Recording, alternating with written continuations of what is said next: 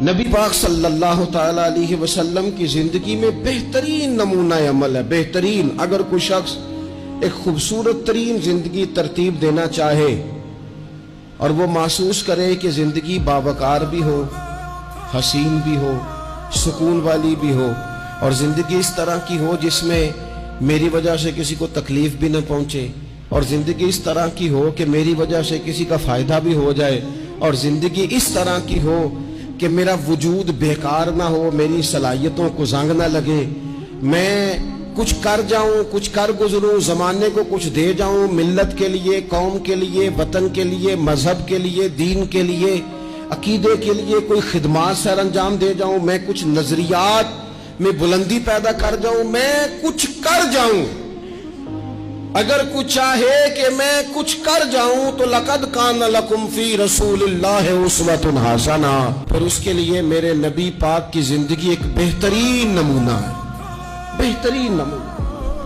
ہم نہ جب کچھ کرنا بھی چاہتے ہیں نا تو تب بھی نہ اس میں پہلے اپنا آرام سائیڈ پہ کر لیتے ہیں، اپنا سکون سائیڈ پہ کر لیتے ہیں، اپنا کھانا پینا، اپنا نفع سائیڈ پہ کر لیتے ہیں.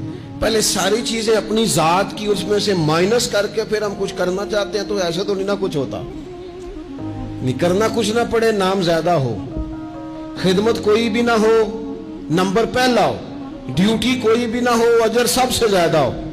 باتوں کے ساتھ جو لوگ پلاؤ پکاتے ہیں وہ زیادہ بھی گھی ڈال لیں تو خرچہ کوئی نہیں آتا.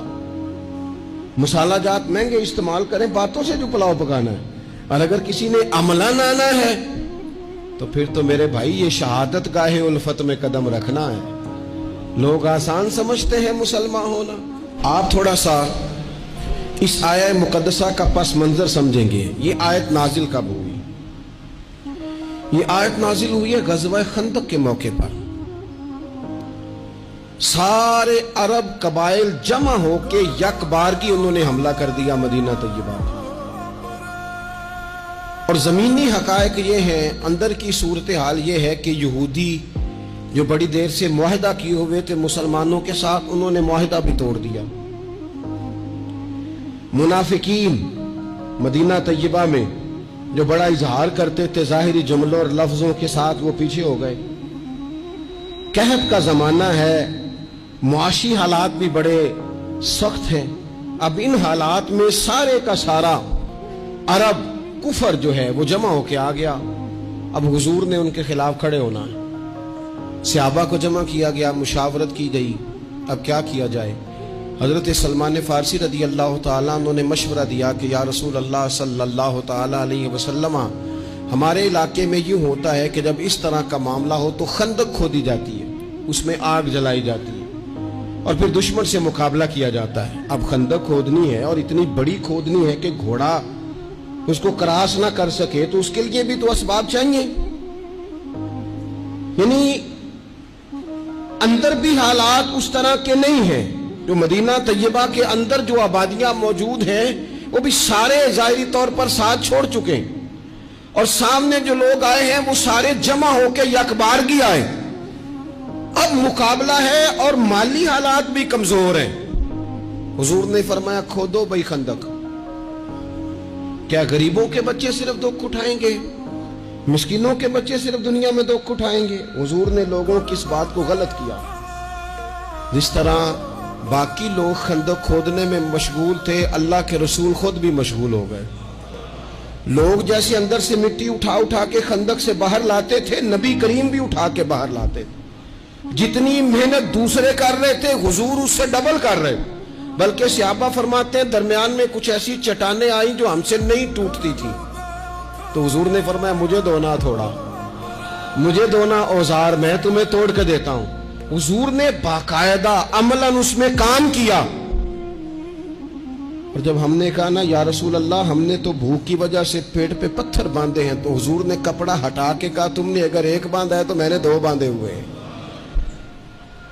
عملاً حضور نے حصہ لیا. ایک مہینہ پورا مدینہ طیبہ کا محاصرہ کیے رکھا کافروں نے، اور کڑاکے کی سردی، حالات اور طرح. ان سارے حالات میں یوں ڈٹ کے میرے رسول کریم نے مقابلہ کیا. यूं डट के मुकाबला किया कि वो जो आए थे ना महीना पूरे के लिए और सारे जमा होके आए थे, नतीजा ये निकला कि वो एक दूसरे को बुरा भला कहने लगे। तू गद्दार है, दूसरा कबीला कहता तू गद्दार है, तूने कहा था जीत जाएंगे, तू हमें लेके आया था, तूने शरारत की थी। एक महीना मुहासरा करने के बाद वो सारे वहां से खाइब व खासर होकर जलील और रुसवा होके निकल गए। और इन सारे हालात में हुजूर यूं डट के खड़े हुए कि कमजोर पड़ने वाले लोगों से, परेशान रहने वाले लोगों से, छोटी छोटी बातों पर घबरा जाने वाली उम्मत से, और जरा जरा सी बातों पर टेंशन तारी कर लेना और काला जादू हो गया, नजर लग गई और फलाना आ गया और फलाने की वजह से ऐसा हो गया और फलाने ने मुझे यूं कर दिया और फलां की वजह से मैं कामयाब नहीं हो सका और फलाना मेरे साथ चलता। तो अल्लाह करीम ने इन सारी कमजोर बातें करने वाले हम जैसे लोगों को समझाया कि ये हालात देखो और मेरे रसूल का डटना देखो, और इन हालात में भी पूरे कुफर को भगा देने का अंदाज देखो। लक़द काना लकुम फी रसूलिल्लाहि उस्वतुन हसना, फरमाया तुम्हारे लिए मेरे महबूब की जिंदगी में बेहतरीन नमूना है।